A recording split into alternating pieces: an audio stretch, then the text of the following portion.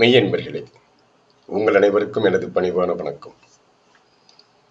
நீங்கள் பார்த்து கொண்டிருக்கும் இந்த ஆகாச அருளமுதம் என்கின்ற காணொளி முழுக்க முழுக்க இறையின்பம் மெய்யின்பம் என்று சொல்லக்கூடிய மெய்த்தன்மையை நோக்கி சென்று கொண்டிருக்கும் ஒரு இறை வழிப்பாதை.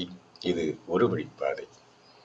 இங்கு கற்பனை, பொழுதுபோக்கு, உணர்ச்சிகளை தூண்டக்கூடியது, உண்மைக்கு புறம்பானது எதுவும் இடம்பெறாது. நண்பர்களே, இன்றைய காணொளி பதிவிலே நாம் காண இருப்பது காளமேக புலவர் இயற்றிய ஒரு அருமையான, நுண்மையான, நுட்பம் நிறைந்த ஒரு இறைக்கவி. இந்த இறைக்கவி தவம் ஏற்றும் போது ஏற்படக்கூடிய விளைவுகள், அதாவது சுவாச நிலை மாறும்போது இந்த உடலிலே என்ன நிகழ்கிறது, தியானம் ஏற்றும்போது, தவம் ஏற்றும்போது இந்த உடல் எப்படி இருக்கிறது, என்ன மாற்றம் அடைகிறது என்பது பற்றி அவர் உணர்ந்த அந்த ஞானத்தை, அந்த தெளிவை, அந்த மகா பெரும் அதிசயத்தை, அந்த மகா பெரும் ஆற்றலை, அந்த ஆற்றல் வழியாக கிடைக்கக்கூடிய உணர்வுகளை, அந்த உணர்வின் வழியாக இந்த 5 புலன்களும் எப்படி மாறுகிறது,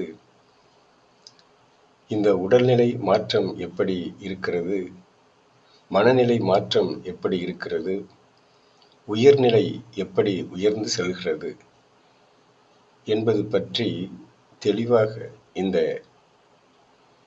பாட்டிலே, இந்த கவியிலே அழகாக கூறியிருக்கிறார். ஆனால் இந்த பாட்டின் உள்ளே ஒளிந்திருக்கும் உட்பொருளை, மறைபொருளை, அந்த இறை கருத்தினை எத்தனை பேர் நம்மில் உணர்ந்து கொண்டோம் என்பது மிகப்பெரிய ஒரு வினாவாக இருக்கிறது. பொதுவாகவே காளமேக புலவர் கவி இயற்றுவதில் மிக நுட்பமான, கவி இயற்றும் போது சொற்களை மிக நுட்பமான நிலையிலே நுழைத்து ஆழ்ந்து படித்தால் ஒழிய இந்த கவியின் பொருள் விளங்குவது சற்று கடினம்.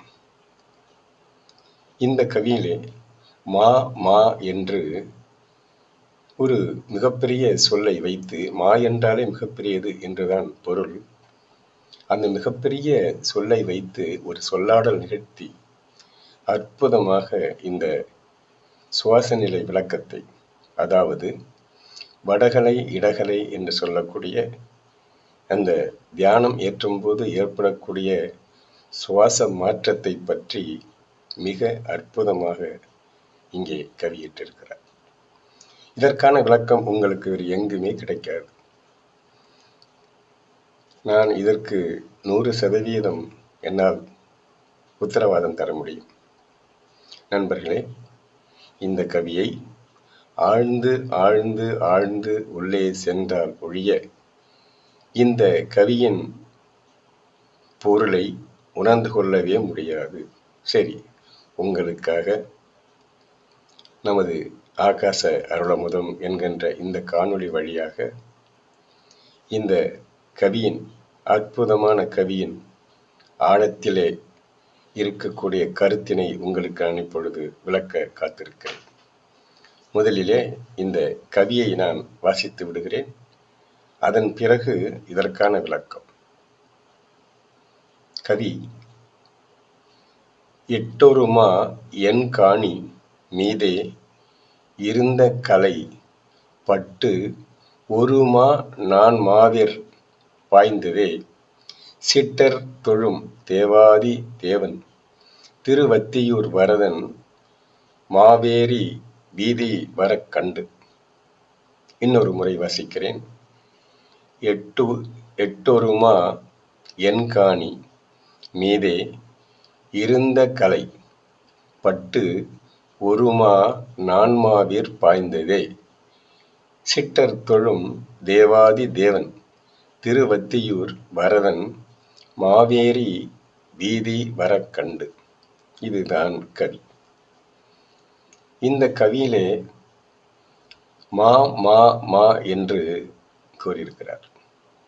மா என்பது ஒரு பல பொருளை குறிக்கிறது என்றாலும் இந்த கவியில வரக்கூடிய இந்த மா எதை குறிக்கிறது, எப்படி இந்த சொல்லாடல் நிகழ்த்தப்பட்டிருக்கிறது, எப்படி நுழைக்கப்பட்டிருக்கிறது, எப்படி ஒரு கோர்வையாக அழகு மாலையாக தொடுக்கப்பட்டிருக்கிறது என்பது பற்றித்தான் இங்கே நாம் சற்று விரிவாக காண இருக்கிறோம்.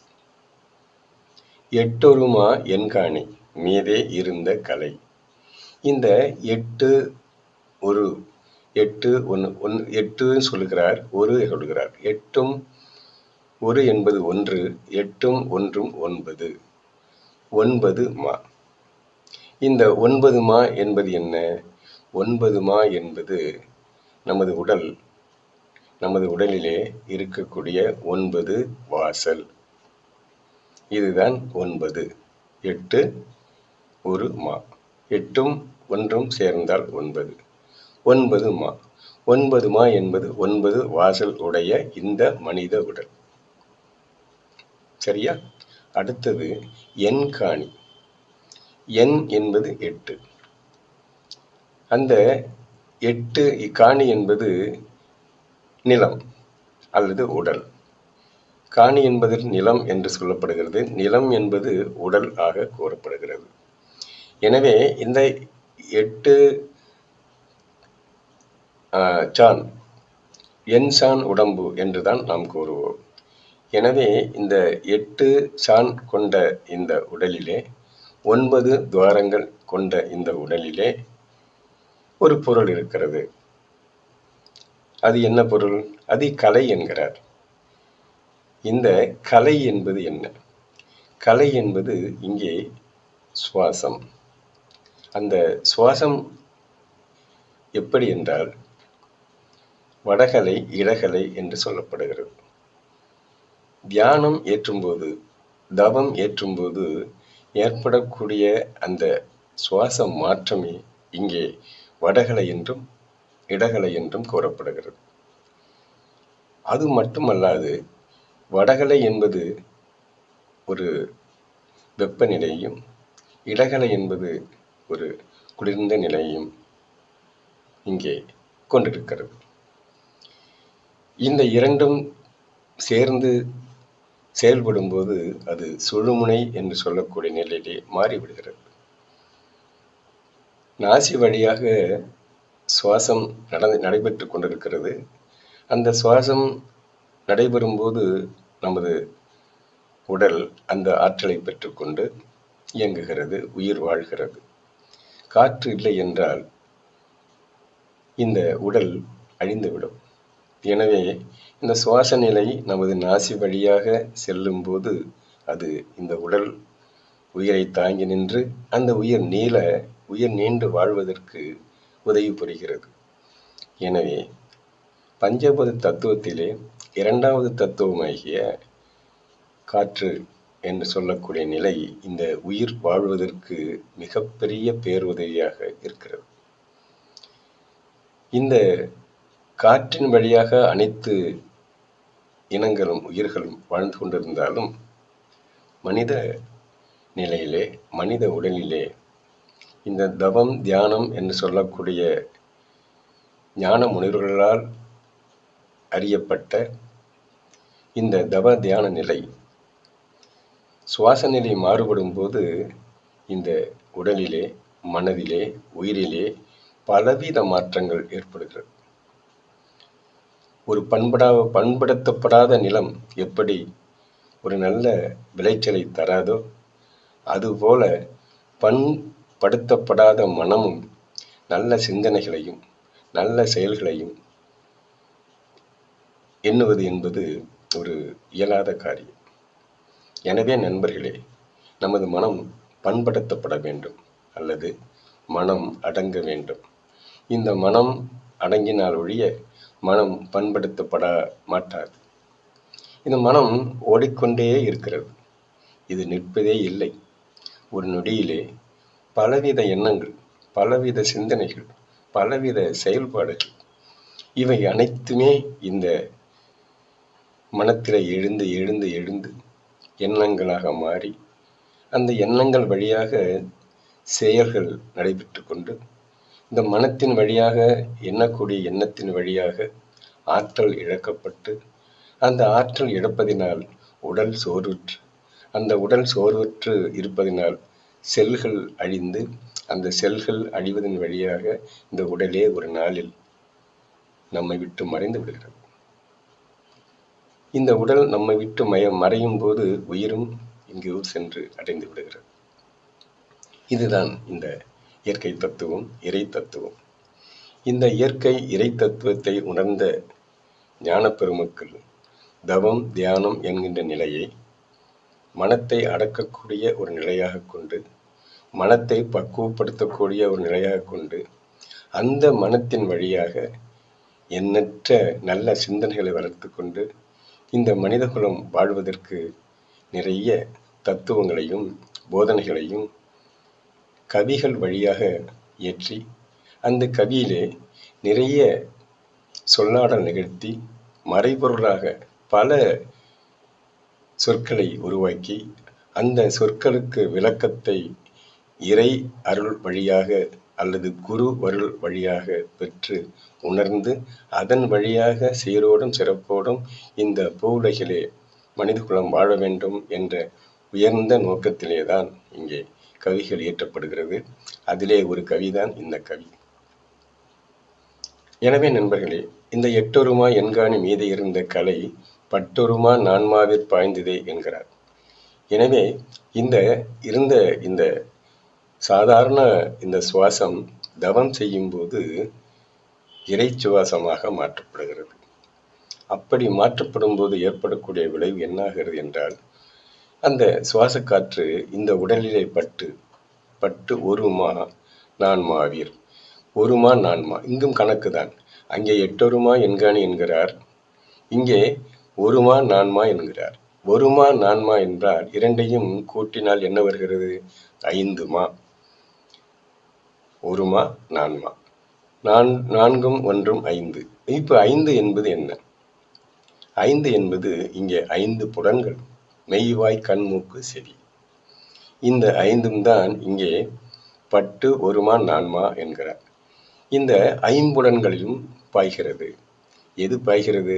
இந்த சுவாச நிலை தவம் ஏற்றும் போது அந்த தவத்தின் வழியாக வடகலை இடகலை என்று சொல்லக்கூடிய அந்த கலை ஆகிய மூச்சு, அந்த சுவாசம் 5 புலன்களுக்கும் செல்கிறது. செல்லும் போது என்னாகிறது? 5 புலன்களும் ஆற்றல் பெறுகிறது. அது மட்டுமல்ல, இந்த தவம் உச்சம் பெறும்போது 5 புலன்களும் இழந்து விடுகிறது. 5 புலன்களும் இறந்தே விடுகிறது.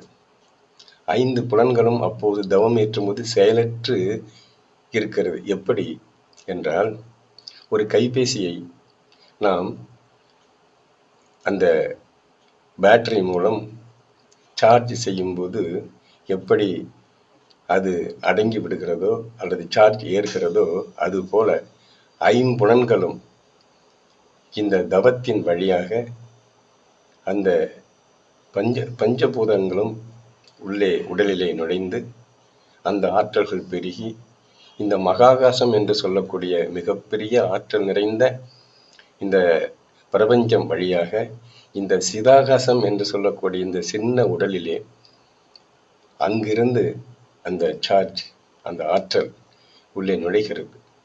நுழையும் போது இந்த 5 பூதங்களும், அதாவது நீர், நிலம், நெருப்பு, காற்று, ஆகாசம் என்று சொல்வார்கள் அல்லவா? எனவே இந்த 5 பூதங்களும் இந்த பஞ்சபூத தத்துவத்திலே இருக்கிறது. அது இந்த பஞ்ச இந்திரியம் இருக்கிறது அல்லவா, நமது உடலிலே கண், காது, மூக்கு, செவி, மெய், இந்த 5 நிலைகளையும் உள்ளே நுழைந்து அதற்கான இந்த பஞ்சபூதம் அனைத்துமே உடலில் நுழைந்து விடுகிறது. அதுதான் பாய்கிறது என்கிறார். பஞ்சபூதம் பஞ்ச இந்திரியங்களில் பாய்கிறது. பாயும் போது அந்த பஞ்சதன் மாத்திரை என்று சொல்லக்கூடிய இருக்கிறதுவா, கண்ணால் பார்க்கிறோம், காதால் கேட்கிறோம், வாயினால் சுவைக்கிறோம், மூக்கினால் நுகர்கிறோம் என்று மெய்யினால் உணர்கிறோம் என்று பலவித நிலைகளிலே இந்த உடல் இயங்கிக் கொண்டிருக்கிறது என்பது உங்கள் அனைவருக்கும் தெரிந்த நிலை என்றாலும், இந்த நிலையை உயர்த்த வேண்டும். இந்த உடலின் நிலையை, உன்னதமான நிலையை ஆற்றலாக பெருக்கிக் கொண்டு அந்த ஆற்றல் வழியாக நல்ல சிந்தனை வர வேண்டும் என்றால் நாம் என்ன செய்ய வேண்டும்? தவம் ஏற்ற வேண்டும், இறை கலப்பு பெற வேண்டும், இறை சிந்தனையோடு வாழ வேண்டும். அப்பொழுதுதான் இந்த மனித பிறவி முற்றுப் பெறுகிறது. இந்த மனித பிறவி அடைந்த நோக்கம் நிறைவேறுகிறது. இதை நாம் எப்படி உணர்ந்து கொண்டோம் என்பது உங்கள் அனைவரிடமே நான் விட்டு விடுகிறேன் நண்பர்களே. அடுத்த வரியிலே சொல்கிறார், சிட்டர் தொழும் தேவாதி தேவன் திருவத்தையூர் வரதன் மாவேரி வீதி வரக் கண்டு என்று முடிக்கிறார். சிட்டர் தொழும், சிட்டர் என்பது என்ன? சிட்டர் என்பவர் ஞானமுள்ள ஞானியர். ஞானமுள்ள ஞானியர் தொழும் தேவாதி தேவன் என்றால் இந்த இறைப்பொருள் இந்த உடலிலே இருந்து கொண்டிருக்கிறது, மறைபொருளாக இருந்து கொண்டிருக்கிறது, கண்ணால் காண முடியாது. என்றாலும் தவம் ஏற்றும்போது நெற்றி புருவத்திலே சுடர்விட்டு ஒளிப்பிழம்பாக பிரகாச நிலையிலே, அதாவது சாதாரண இந்த ஊனக்கண், அதாவது இந்த பூதங்களிலே உடல் பூதங்களில் இருக்கக்கூடிய கண் ஞானக்கண்ணாக மாற வேண்டுமென்றால் இந்த பூதக்கண் வழியாக காண இயலாத அந்த இறைப்பொருளை ஞானக்கண் என்று சொல்லக்கூடிய மூன்றாவது கண்ணாகிய நெற்றி புருவத்திலே சுடர்விட்டு எரியக்கூடிய நடனமாடும் நிலையிலே இருக்கக்கூடிய இறைப்பொருளை தவம் என்கின்ற நிலை புரியும் போது உங்களுக்கு அந்த இறைப்பொருள் தெளிவாக புரியும். தவம் ஏற்றினால் ஒழிய அந்த இறைவனை காண முடியாது. தவத்தினால் மட்டுமே இறைவனை காண முடியும். மற்ற நிலைகளிலே நாம் கற்பனையாக ஏதோ செய்து கொண்டிருக்கிறோம் நண்பர்களே. நாம் அனைவருமே இந்த கற்பனை நிலையை கழித்து உண்மையான நிலை, உண்மையான இறைவன், அந்த அதாவது நுண்ணிய நிலையில் உள்ள இறைவன், கண்ணுக்கு தெரியாத இறைவன், ஒளிப்பிழம்பான இறைவன், பிரகாசமான இறைவன், அந்த கலை என்று சொல்லக்கூடிய வடகலை, இடகலை, சுழுமுனை என்று சொல்லக்கூடிய நிலையிலே தவம் ஏற்றும் போது ஏற்படக்கூடிய இந்த சுவாச மாற்றத்தினாலே நாம் உணர்ந்து கொள்ள முடியும் என்றுதான் இங்கே கவியை முடிக்கிறார். மாவேரி வீதி வர கண்டு என்கிறார். வீதி என்பது ஒளி, அந்த ஒளிப்பிழம்பாக இருக்கக்கூடிய இறைவன். மா என்பது இந்த உடல், நிலம் என்பது நிலம் என்று சொல்லுவார்கள். நிலம் என்று சொன்னால் இந்த உடல். இந்த உடலிலே இறைவன் குடிபோக வேண்டும் என்றால் நாம் அனைவரும் தவம் ஏற்றுவை தவிர வேறு வழியில்லை என்று கூறிக்கொண்டு, அற்புதமான இந்த கவியின் ஆழத்தின் புரிந்து கொண்டு அந்த ஆழத்தை நான் உணர்ந்த வகையிலே உங்களோடு பகிர்ந்து கொண்டேன். மீண்டும் ஒரு நல்ல நிகழ்விலே சந்திப்போம். நன்றி நண்பர்களே, வணக்கம்.